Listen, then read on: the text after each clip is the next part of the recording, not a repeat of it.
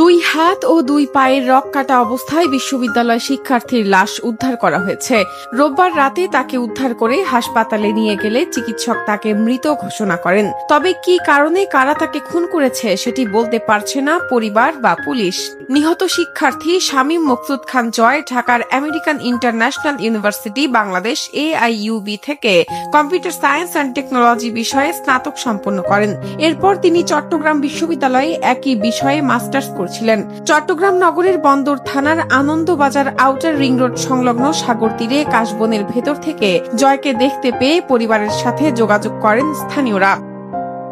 প্রথমে হালিশহর থানা পুলিশ শামীমকে উদ্ধার করে স্থানীয় একটি বেসরকারি হাসপাতালে নিয়ে যায়। সেখান থেকে তাকে চট্টগ্রাম মেডিকেল কলেজ হাসপাতালে নেওয়া হয়। সেখানে পরীক্ষা নিরীক্ষার পর চিকিৎসক তাকে মৃত ঘোষণা করেন। পাড়া প্রতিবেশীদের দাবি এটি আত্মহত্যা নয়, জয়কে হত্যা করা হয়েছে।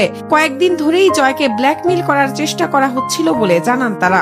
পুলিশ জানায়, বরিশাল জেলায় বাড়ি হলেও নগরের বন্দর আবাসিকের বড়পুল এলাকায় শামীম তার মা বাবা সহ পরিবারের সদস্যদের সঙ্গে বসবাস করতেন। নগর পুলিশের সহকারী কমিশনার মাহমুদুল হাসান জানান, ঘাতকদের ব্যাপারে এখনো কোনো ক্লু পাওয়া যায়নি। এ ঘটনায় নিহত শিক্ষার্থীর পরিবারের পক্ষ থেকে মামলার প্রস্তুতি চলছে।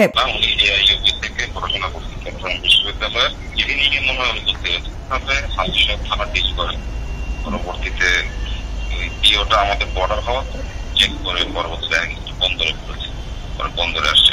রক কাটা না, এখানে ওই যে হাতের দুইটা গভীর ক্ষত আছে, ওটা থেকে অতিরিক্ত রক্তক্ষরণে